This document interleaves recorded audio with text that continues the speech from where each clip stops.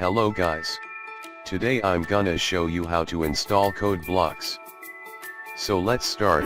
Download this setup file from the link in the description. You will find this CodeBlocks 17.12 setup file. Now just double click on it.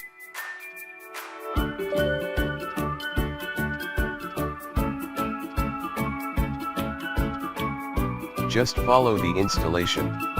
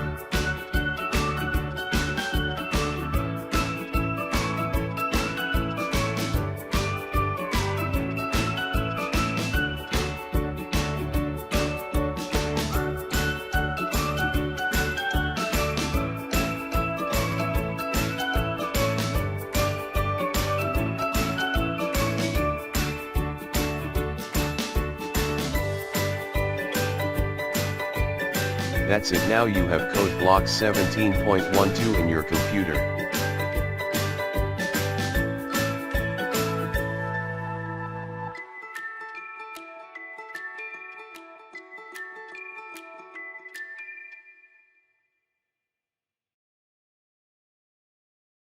Thanks for watching.